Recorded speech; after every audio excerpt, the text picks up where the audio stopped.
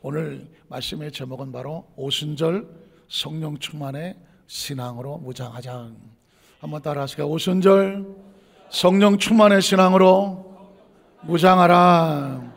이런 제목으로 말씀 은혜를 나누기 원합니다. 알고 있는 거지만 리마인드를 합니다. 첫 번째 질문은 순복음이 무슨 뜻일까 하는 거죠. 순복음 신앙에 대해서 말씀을 나누는데, 순복음, 여의도 순복 안산교회, 여의도도 알겠고 교회도 알겠고 안산도 알겠는데 순복음이 무슨 뜻이에요? 잘 아시겠지만 그럼에도 불구하고 순복음교회 성도들은 순복음의 신앙을 기억하셔야죠. 순복음의 복음은 알겠는데 순을 모르겠는 거죠. 순이 무슨 뜻일까? 순전하다, 온전하다, 철저하게 복음적으로 순전하고 온전한 그 복음을 믿는 그 의미를 순복음이라고 말합니다. 영어로 말하면 풀 가스펠이라고 말하는데, 복음이 채워서 차고 넘쳐지는 완전한 복음, 우리는 복음에 대한 확신을 가지고 복음을 믿습니다. 그러면 또 한 가지 순자는 무슨 뜻이냐면 오순절 순자에 앞에 오순절이 붙었잖아요. 오순절은 무슨 뜻일까? 오순절 성령 강림이 있기 때문에 순자는 성령을 상의합니다. 그래서 성령 복음, 순복음은 온전한 복음과 함께 성령의 복음을 믿습니다 하는 거죠. 그러면 우리 순복음 신앙은 뭘까? 순복음의 신앙은 물론 모든 크리스찬들이 다 똑같은 신앙을 가지고 있지만 순복음 신앙에서 중점적으로 하는 것은 전인 구원이라는 뜻입니다. 한번 따라 하실까요? 전인 구원. 전인은 뭐야? 우리 인간은 영혼과 육체 그리고 우리의 삶의 생활이 함께 조화를 이루어야 복을 받고 행복하게 살아간다고 말합니다. 요한 3서 2절을 기억하십니까? 사랑하는 자여, 하나님과 온전한 복음으로 관계된 그 사랑하는 자에게 처음 축복이 뭘까요? 내 영혼이 잘 될지어다. 영혼이 잘 되면 범사가 잘 되었지고 강건함이 임하게 될 것이다. 그러니까 인간은 존재적으로 영혼의 복을 받아야 되고 범사가 형통해야 되고 강건함의 복을 받아야 삶을 살아갈 수가 있는 거죠. 이걸 전인구원이라고 말하는 것이죠. 전인축복이라고 말합니다. 예전에는 삼박자 축복, 삼중축복이라고 말했습니다.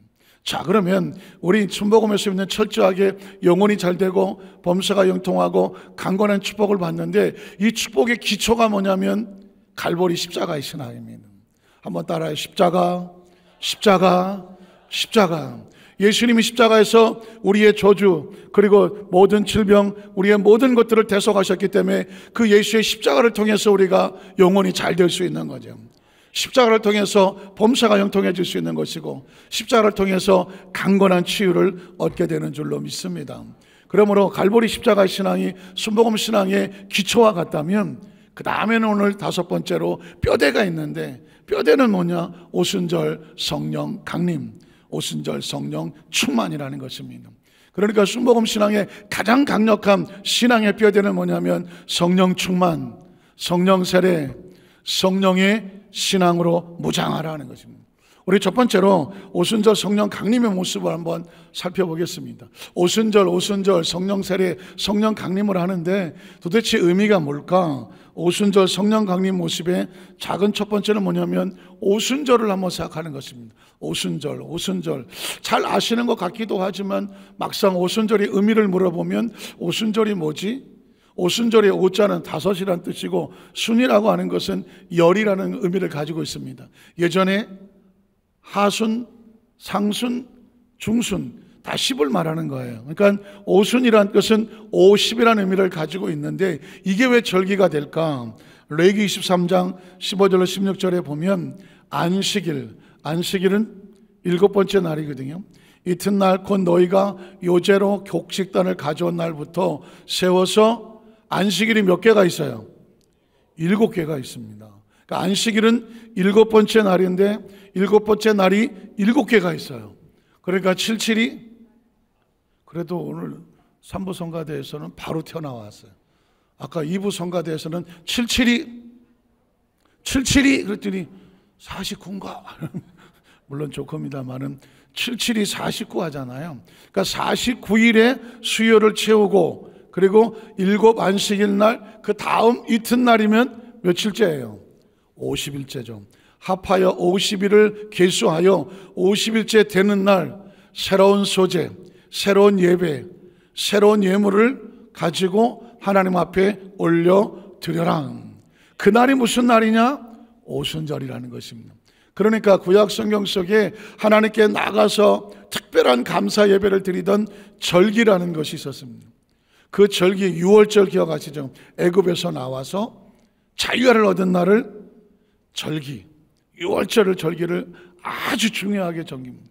그리고 맥주절, 추수감사절 하는 이 절기가 중요하고, 또 하나가 칠칠절이라고 하는 다른 말로 오순절을 중요하게 여기는데, 그때 어떻게 하느냐? 온 국민이, 민족이 나와서 하나님 앞에 예물을 드리는 그 날이 뭐다? 오순절이다. 자, 이 오순절의 의미를 알았으면 그 오순절날 예수님이 약속하신 것이 있는데, 성령이 뭐 하실 거다? 강림하실 거다.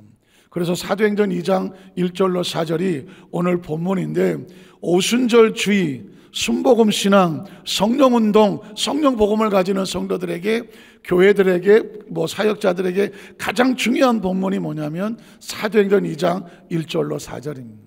그러니까 순복음교회의 어떤 교단의 시그니처적인, 상징적인 성경의 구절은 사도행전 2장 1절로 4절입니다. 왜 사도행전 2장 1절로 4절이 중요하냐? 그날 약속의 말씀대로 성령이 강림하셨기 때문입니다.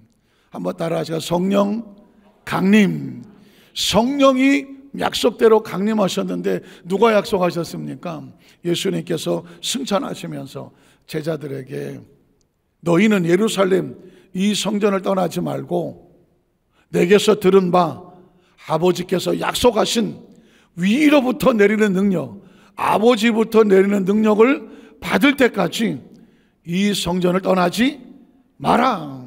사도행전은 너희가 물로 침례를 받고 난 이 요한의 세례 다음에 하나님 주시는 불로 성령의 세례를 받을 때가 오라니 그것이 바로 오순절이 될 것이다. 성령이 임하면 너희가 권능을 받고 예루살렘, 유다, 사마리아 땅까지 이르러서 내 증인이 될지어다. 이 강력한 예수 그리스도의 마지막 명령, 그 마지막 명령을 붙잡고 열흘 동안 기도하던 120명의 문도에게 약속대로 성령이 내렸는데, 그게 사도행전 2장 1절로 4절입니다. 근데 사도행전 2장 1절로 4절의 첫 단어가 뭐예요? 오순절이잖아요. 한번 따라 하실까요? 오순절, 오순절, 오순절. 그러니까 오순절은 어떤 절기가 됐냐면 성령이 강림하시는 절기. 그래서 성령 강림을 그냥 하지 않고 오순절 성령 강림라고 하는 하나님의 시간을 쓰는 겁니다. 오순절 날이 이르렀다. 그런데 여기 아주 중요한 단어가 있는데, 그들이 누구예요? 120문도들이죠. 한번 따라 하실까요? 그들이 언제 어디 가서 다른 데 가서 부흥회를 한다면 제목을 이렇게 하고 싶어요. 그들이. 그러면 그들이 뭐야? 그들이 궁금하잖아요. 그런데 여러분 보십시오. 그들이라고 하는 것은 예수님이 승천하시면서 그 성령의 약속을 말씀하신 것이 500여 명의 제자들이 봤다고 했습니다. 500명이 그 소리를 들었어요. 그리고 그들이 성령 받기를 사모하며 준비하며 기다렸는데, 열흘이 지나는 동안에 380명은 어디 갔는지 없어. 얼마가 남았어요? 120명이 남았어. 그래서 120문도 하는 거예요. 그 120문도를 다른 말로 그들이야. 오순절 날까지 기다렸던, 그 자리에 있었던, 성령이 강림할 때 그 자리에 끝까지 발견됐던 그들이 다 같이 한 곳에 모였습니다. 오순절 마가 다락방, 이게 소위 말하는 하나님의 역사하시는 카이로스 장소입니다. 한번 따라 하시게. 크로노스와 카이로스. 크로노스라고 하는 건 평범한 장소예요. 그런데 하나님이 역사하시면 특별한 장소가 되는데 카이로스가 되는 겁니다. 여의도 수모안산 교회의 주소가 315 145번지, 안산시의 지번으로 따지면 315 145번지는 크로노스예요. 근데 여기에 오순절 성령의 강림의 역사가 나타나는 여의도 수모 안산교회에 건물이 세워지면 여기는 카이로스가 되는 겁니다. 마찬가지로 오순절 마가 다락방, 성령이 임하기 전에는 크로노스 평범한 다락방이었어요. 그런데 그곳에 모였더니 하나님의 성령이 임함으로 뭐가 될까? 카이로스의 특별한 장소가 되는 겁니다. 자, 한 곳에 모였습니다. 그런데 호련이라고 말하죠. 한번 따라하실까요? 호련히 무슨 뜻이에요? 예상치 못하게 내가 계산한 것이 아니고 내가 정한 것이 아닌데 하나님이 정한 시간, 하나님이 역사하시는 시간, 이걸 카이로스라고 말하는 거거든요. 때로 크리스찬들이 호련히에 속을 때가 있어요. 하나님, 나는 이때까지 해주세요. 나 급해요, 힘들어요, 빨리 해주세요. 기도하는 사람은 다 자기가 시간을 정하려고 하잖아요. 그러나 성경은 말합니다. 열흘이 될지 20일이 될지 30일이 될지는 몰라요. 그러나 역사하시는 그 시간, 호련히 임하는 시간에 내가 있게 하여 주시옵소서. 380명은 사라졌지만 120명은 호련히 하는 그 시간까지 기다리고 있었단 말이죠. 그 시간에 하늘로부터, 성경 속의 하늘은 공중을 말하지 않아요. 하나님으로부터 급하고 강한 바람 같은 소리가 있었다. 이 소리가 뭐예요? 하나님으로부터 나오는 강력한 성령의 바람이 있었던, 성령의 역사가 있던 것입니다. 그리고 또 뭐가 나와요? 그들이 나오잖아. 그들이 숨어있는, 두 번째 있는 그들이 앉은 온 집에 뭐하더라? 성령의 바람이 가득하더라. 이 얼마나 그들이 감사해요. 그 시간을 기다리고 있었던 그들, 성령의 바람의 임재가 있었을 때 그 자리에 있었던 그들. 전 간절한 제 소망이 뭐예요? 우리 여도수만장교회 성도들이 그들이 되게 하여 주시옵소서. 하나님의 역사하는 시간에 발견되는 그들이 되게 하여 주시옵소서. 하나님의 역사가 임재하는 그 장소에서 있어지는 성도가 되게 하여 주시옵소서. 이 세상에 가장 강력한 축복이 뭔지 아세요? 하나님의 역사하는 시간에 있었다는 것입니다. 하나님의 역사하는 그 장소에 있었다는 것입니다. 여러분, 가장 불쌍한 사람이 뭐예요? 잘 기다리다가 하나님의 역사하는 시간에 그가 있지 않았다는 것입니다.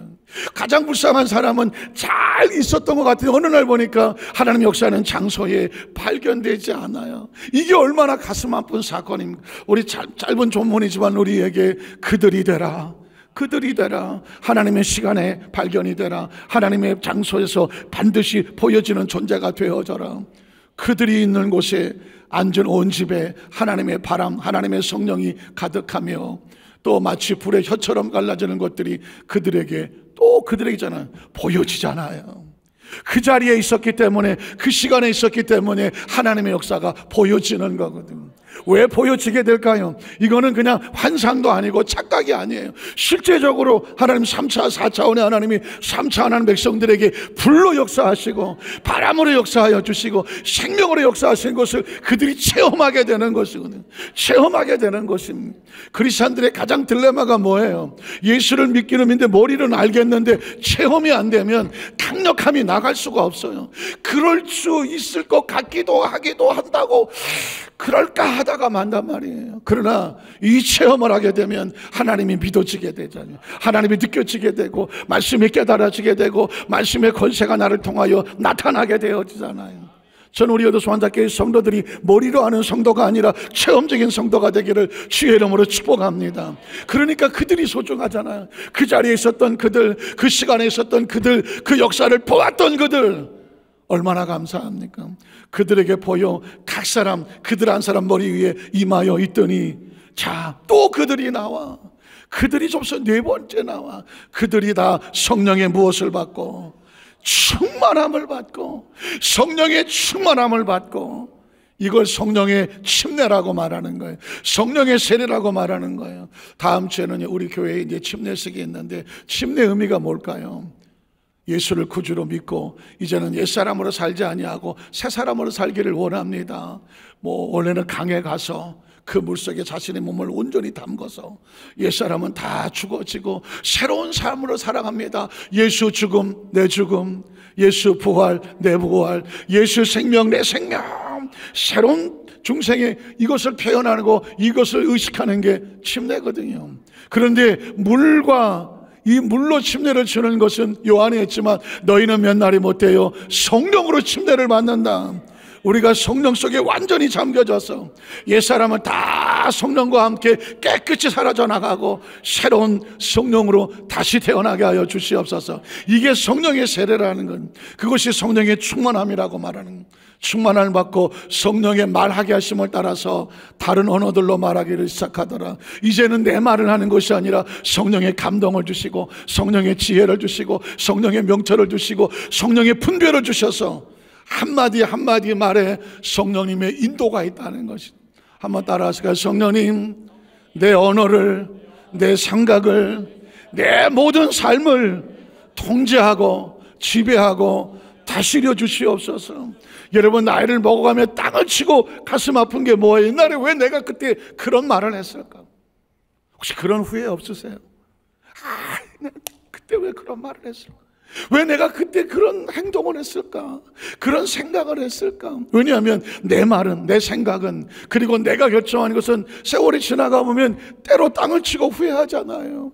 그래서 크리스찬들에게 왜 침례가 필요하냐? 성령 침례가 필요하냐? 성령의 통제가 필요하냐? 성령의 인도가 필요하냐? 하나님, 나를 성령님께서 침례로 채워 새롭게 만들어 주셔서 충만하게 하셔서 내 언어가 아닌 성령의 언어, 내 생각이 아닌 성령의 생각, 내 삶의 인도가 아닌 성령의 인도가 있게 하여 주시옵소서. 그래야 내가 하면 실수하지만 하나님이 하시면 온전하게 하실 것을 믿습니다.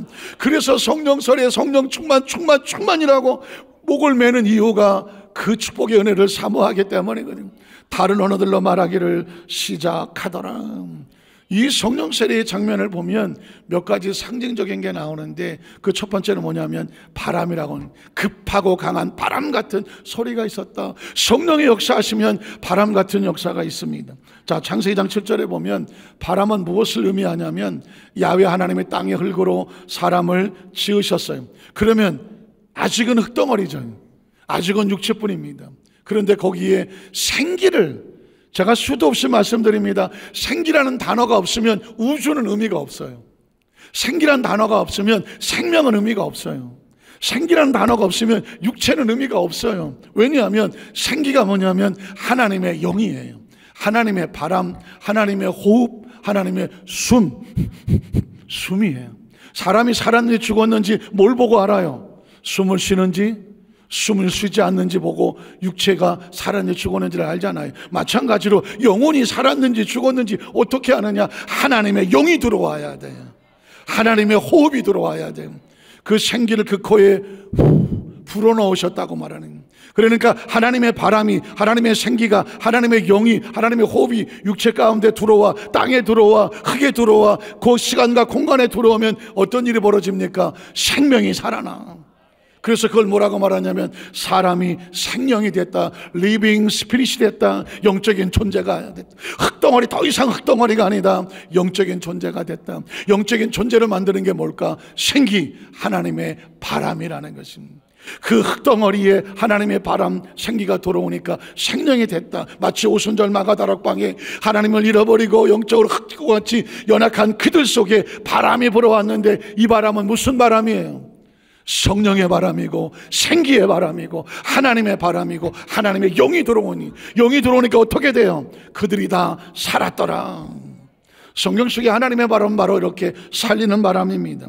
에스겔서 37장 9절로 10절에 보면 또 내게 이르시되 인자야, 에스겔에게 말하는 거예요. 너는 생기를, 여기도 생기가 나와요. 이 생기는 뭐라고요? 하나님의 호흡, 하나님의 바람, 하나님의 숨, 하나님의 영을 말하는 거예요. 자, 생기를 향하여 어떻게 해라? 대언을 해라. 생기에게 대언하여 이르기를 주 야훼께서 이같이 말씀하시기를 생기야, 사방에서 와서 이 죽음을 당한 자에게, 죽음을 당한 자가 뭐예요? 생기가 없잖아, 생명이 없잖아, 하나님의 영이 없고 호흡이 없고 숨결이 없고 하나님의 영이 없잖아요. 그 죽음을 당한 자에게 어떻게 하라고? 불어서. 한번 따라 하시게. 불어서, 불어서, 불어서. 뭐를 불어요? 바람이죠. 분다는 얘기는 바람이를 의미합니다. 제가 불잖아요. 그럼 여기서 뭐가 나갔어요? 바람이 나갔잖아요. 하나님으로부터 우리에게 바람이 불어오는 것을 생기가 우리 속에 들어온다고 말하고 성령이 임재하고 성령이 충만하다고 말하는 거거든. 그러니까 성령의 바람이 불어와서 뭐하게 해라? 살아나게 하라는 것이. 흙덩어리는 여러분 하나님의 영이 들어오지 않으면 흙으로는 살 수가 없어요. 육체로 하나님의 영이 없이 살아간다, 예수를 믿지 않냐고 성령이 없이 육체로만 살아간다, 그래서 삶을 살아가면 그렇게 끝나는 인생은 다 어디로 돌아가요? 너는 흙이니? 흙으로 돌아가. 이 세상에 이거만큼 허무한 게 어디 있어요? 혹시 여러분의 가족 가운데에 장례를 해서 화장을 했다면 혹시 유골함에 받아보셨어요?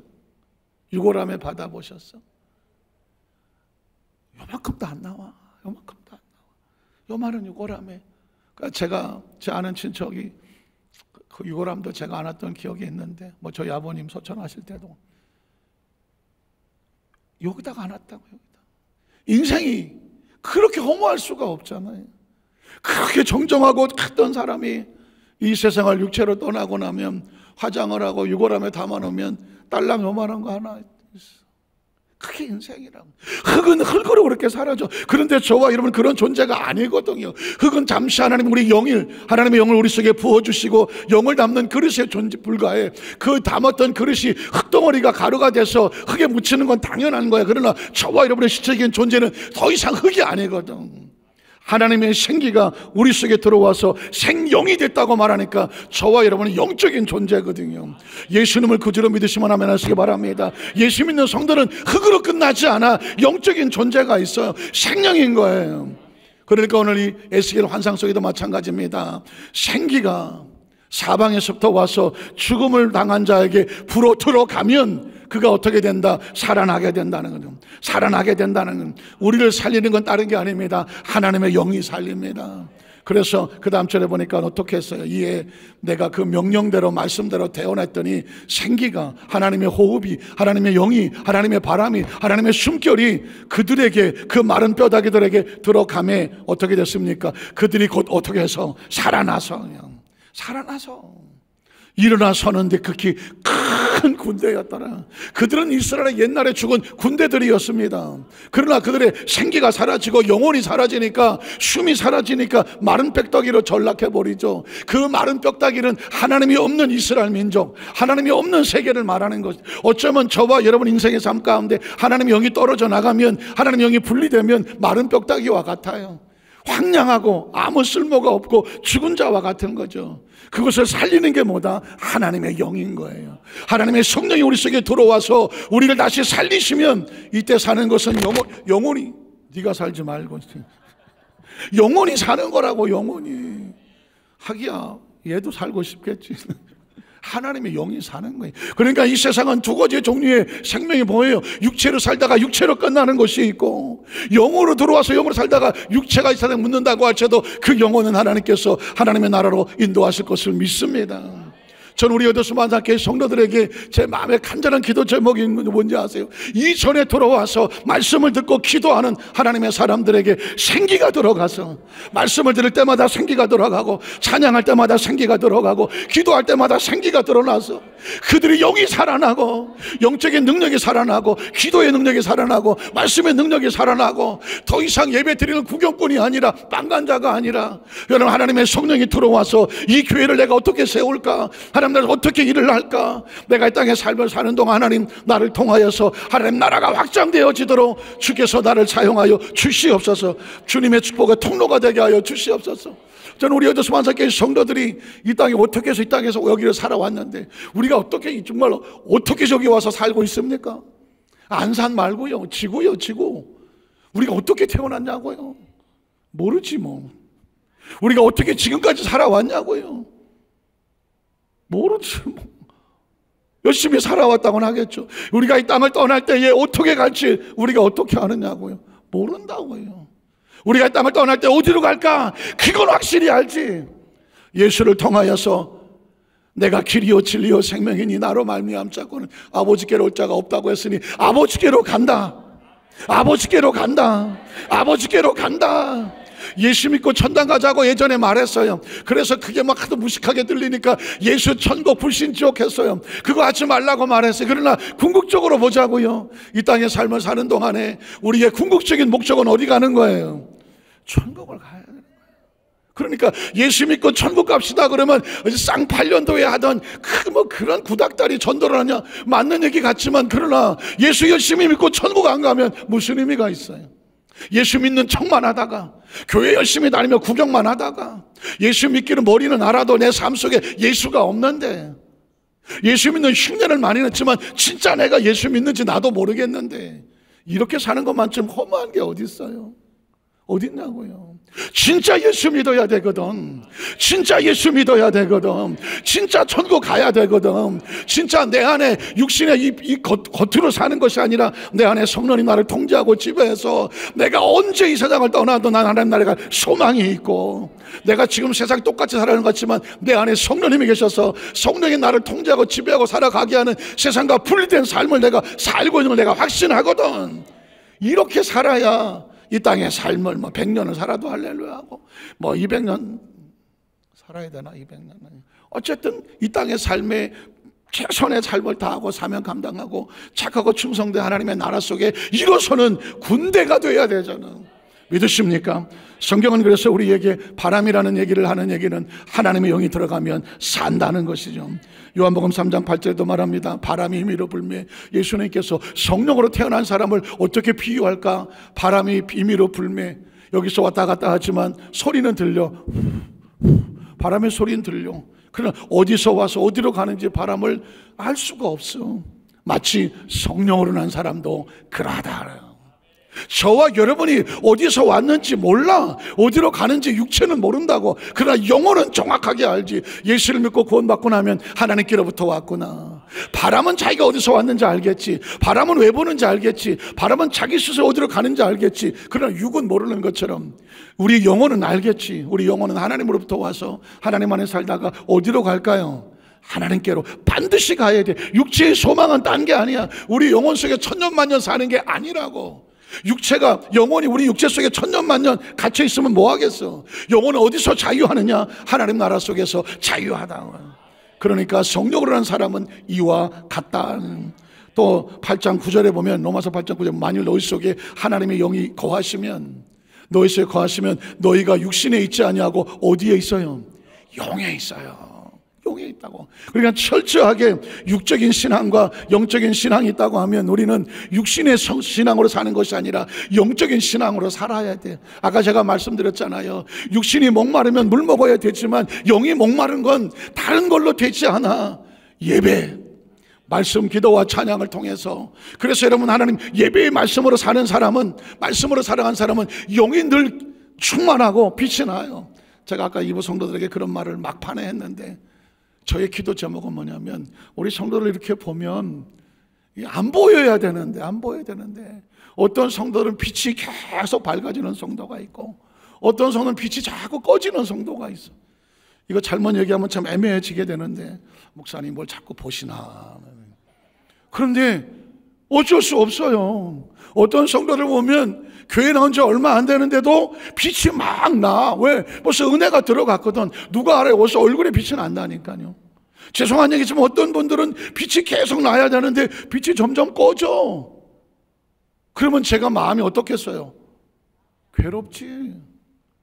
괴롭다고요. 목회자는 강단에 서서 설교만 하는 사람이 아니에요. 가르치는 걸 끝나는 게 아니라니까요. 제가 요즘 막 목이 터져라고 말하잖아요. 우리 에도스 환자께서 단 한 사람도 빠짐없이, 단 사람도 빠짐없이 기름과 등불 준비하고 지혜로운 신부 되어서 천국에 딱 가게 하여 주시옵소서. 천국은 매정해요. 절대, 여러분 예수 믿는 거 얼마나 냉정한지 아십니까? 이스라엘 백성이 애굽에서 나왔어요. 430년 동안 300만이 나왔다고요. 그러면 그 애굽에서 나왔으면 홍해수도 건넜고요. 그 아말렉과 그 전쟁에 승리한 경험도 있고 체험도 있고, 만나와 메추라기도 경험했고, 출애굽기 20장에 말씀도 계명도 받았다고요. 그렇게 해서 가나안 땅이 눈앞에 왔는데, 가나안 땅이 눈앞에 왔는데 300만 가나안 땅에 들어가요? 어림도 없어요. 고라와 250명의 족장들은 왜 모세만 하나님의 사람이라고 덤벼들다가 다 불에 타 죽었어요. 300만은 하나님의 땅을 보고도 야 여태까지 따라왔더니 저 가나안 땅 갈 때 못 되네. 우리가 하나님 앞에 속았네. 우리 다시 옛날로 돌아가. 세상으로 돌아가. 예수 믿고 나면 뭐 내 돈 벌고 말이야. 예수 믿고 나면 나한테 말이야 내가 막 높아지고 뭐 잘난 뭐 하려고 그랬는데 와보니까 그게 아니래. 맨날 십자가 지라 그러고 뭐 열심히 교회 나오라 그러고 이게 뭐 아니네. 내 생각과 다르네. 세상으로 돌아갔던 사람들은 다 광야에 40년 헤매다가 한 줌의 흙으로 사라졌습니다. 천국은 만만하게 들어가는 게 아닙니다. 신부 준비됐다고 뭐 드레스 입었다고 날짜 잡았다고 들어가지 않아요. 마태복음 25장 보니까는 5명은 기름과 등불이 꺼져가는데도 꺼져가는지도 몰라. 그냥 드레스만 붙잡고 있으면 들어가는 줄 알아. 그러나 지혜롭고 슬기로운 처녀는 기름과 등불을 날마다 준비하고 있잖아. 신랑이 호련히 왔잖아. 호련히 왔다고. 신랑이 왔을 때 5명은 불 꺼지고 아무것도 준비가 안 돼. 그때 가서 나 좀 꺼달라고 뭐 딴 데 사러 갔지만 혼인잔치는 다친 이고 왜 그래? 성경은요 아주 뭐 사랑의 책이 은혜의 책이고 그렇지만 하나님 앞에서 주시는 그 천국의 문은 하나님의 나라에 들어가는 것은 아주 단호합니다. 어중이 떠중이 그냥 아무렇게나 묻어 들어가는 게 없는 거예요. 그러니까 철저하게 1대1이 하나님하고. 한번 따라 하시죠. 천국은 1대1이다. 1대1이다. 1대1이다. 신앙생활 열심히 해서 나이가 70이 되고 80이 됐어. 나이도 먹고 힘들고 어려워. 괜찮아. 지나온 삶 속에 쌓아놓았던 그 성령의 기름과 등불이 계속 불타고 있는 한 외모로 천국 들어가지 않아. 기름과 등불 준비하고 천국 가는 거예요. 믿으십니까? 그래서는 우리 성도들에게 어떻게든지 여러분 예배의 실패자가 되지 마라. 예배에 성공하지 않고는 절대로 신앙에 성공할 수 없어. 나 교회 6개월 안 나가도 신앙생활 나 혼자 잘하고 계셔. 제가 보기에는 어려워. 그 영원히 버틸 수가 없어요. 예배를 드리지 않고 영원히 버틴다. 그건 거짓말이에요. 저도 옛날에 군대 생활하면서 한 1년 동안 피투성이로 이렇게 저렇게 시험 들고 마음 아프고 꿈이 깨져서 군대 생활하는 때 스스로 자포자기하고 한 1년 동안 술집에서 한 1년 동안 산 적이 있어. 술집에 살았다고 뭐 술집에 근무한 건 아니고 그냥 매일 저녁 술 처먹으러 돌아다녔던 적이 한때 있었다고. 그러나 평생을 예수를 믿던 내 영혼이 술 처먹고 새벽에 술집에 나가 떨어져 갖고 어디 구청에 누워있으면 내 영혼이 편하겠어요? 처절하게 울었어. 나는 처절하게 울었다고. 그렇기 때문에 우리 성도들에게 제가 처절하게 말하는 거예요. 예수 믿는 성도들이 예수를 믿지 않고 떠나서 세상에 뭐 시험에 들었던 뭐가 마음에 안 들든 간에 나 예배에 중단을 했다? 그 영혼이 살 거라고 전혀 살지 않아요. 그 줄 끊어진 연처럼 그 어둠의 강막으로 자기 영혼이 피투성이로 곤두박질 치는 것을 보고 나면 그게 얼마나 무서운지를 알면 다시는 뒤로 안 돌아가는 거예요. 다시는 죄로 안 돌아가고 다시 세상으로 안 돌아가고 애굽으로 안 돌아가요. 어떤 일이 있더라도 내 목표는 하나님의 나라 속에 들어가야 돼요. 잘 보십시오. 만일 너희 속에 하나님의 영에 거하시면 넌 육신에 있지 않아. 더 이상 육신의 종로 까먹기 이상의 자랑해서 육신의 목을 메고 떠나 살지 않아. 너는 하나님의 사람이라는, 하나님의 사람이에요. 작은 세 번째를 보면 그러면 또 하나 이제 방언의 역사가 있어요. 방언에 있는데 이 성령을 받으면 방언의 역사, 이 방언이 도대체 뭘까? 사도행 2장 4절에 보면 그들이 다 성령의 충만함을 받고 성령의 말하게 하심을 따라 무슨 언어? 다른 언어, 이걸 방언이라고 말하는 거예요. 다른 언어로 말하기를 시작했다고 말하는 것입니다. 그러니까 이 방언이라고 하는 것은 성령 세례를 받으면 표적처럼 나타나는데, 물론 신학적인 약간 갈등은 있어요. 아니 꼭 성령 방언을 말해야 성령 세례 받은 거냐? 꼭 그렇지만은 않아요. 성령 세례 받았다고 다 방언을 말하지는 않지만 성령 세례를 받으면 방언을 하더라고. 그래서 우리 순복음 쪽에서는 방언이라고 하는 것은 성령 세례 받은 성도들에게 표적이다 이렇게 말하지만, 또 다른 교단에서는 꼭 성령 세례 안 받았다고 해서 방언을 말하는 것은 아니다라고 여지를 남겨두긴 해. 하지만 성령 세례를 받으면 방언의 표적이 나타나. 사도행전 2장 1절 4절에 그랬잖아요. 그들이 다 성령의 충만함을 받고 성령의 말에 가심을 따라 다른 언어들로 말하기를 시작을 하더라. 전 장로교에서 신앙생활하면서 자라갔고 성령 세례가 있음도 몰랐고 성령의 충만한 방언 얘기는 들어보지도 않았고 그런 거 하면 이상하다고 생각을 했어요. 그런데 제가 성령 세례를 받고 방언을 말하고 나서 세계가 달라지다고, 신앙이 달라지고 차원이 달라져. 전 여의도 소환사교회 성도들에게, 이미 성령 세례 받은 성도들에게는 방언의 새 방언을 받기를 더 간절히 사모하시길 주의 이름으로 축복합니다.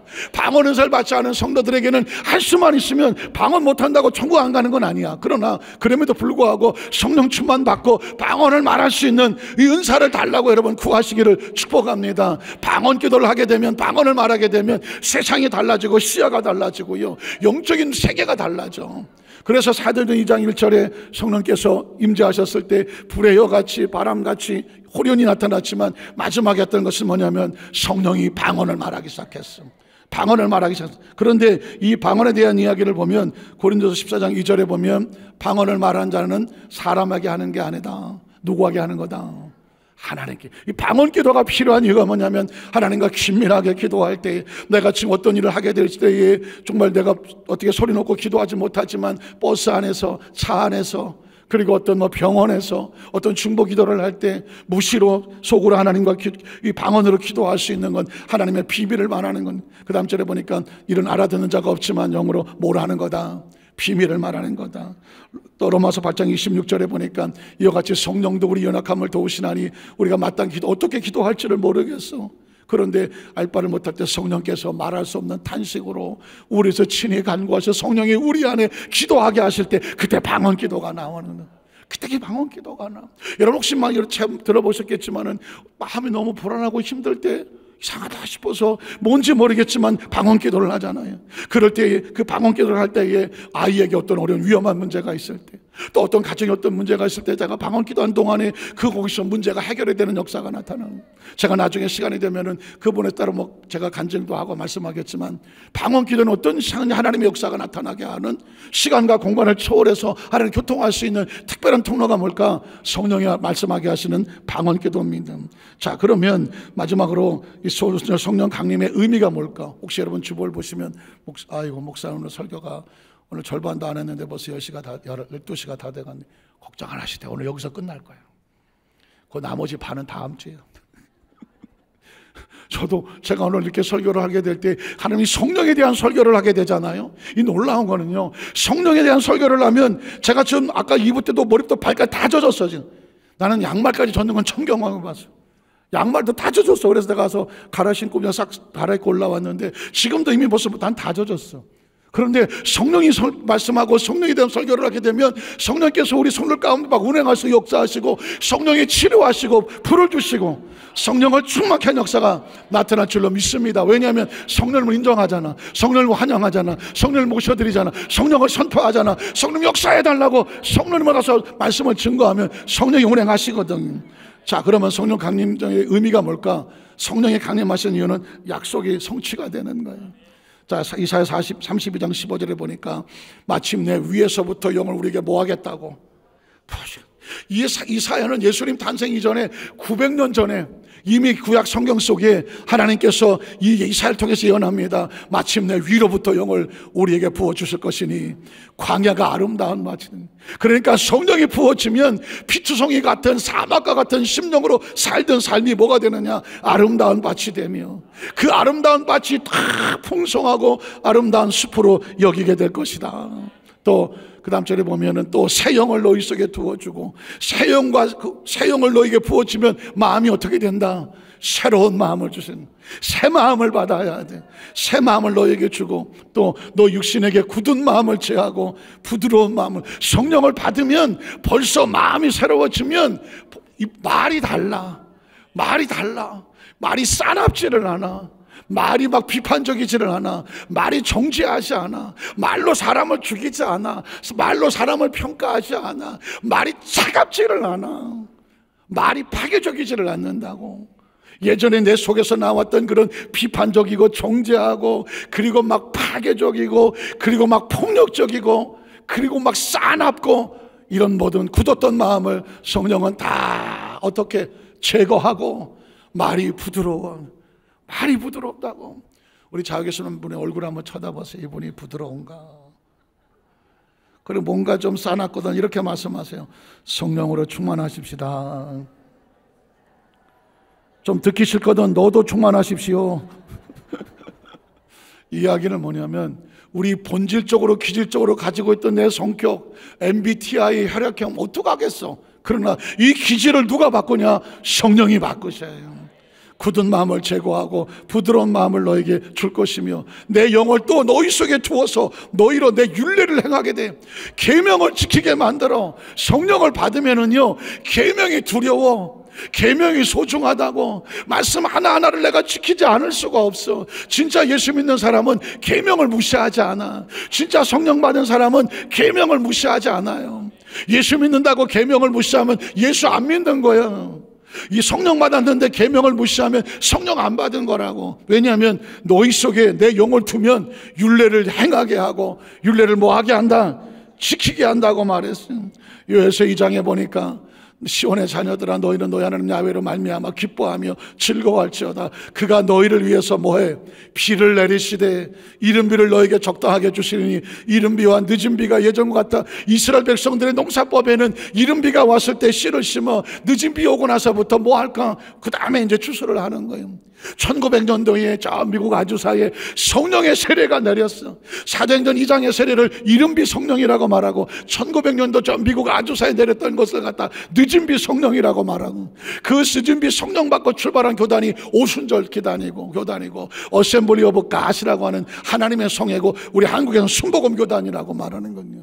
그러니까 이 비는 성령을 얘기하는 거고, 그 다음 절에 28, 29절에 보면 그 후에 내가 내 영을 어떻게 만민에게. 이게 복음이에요.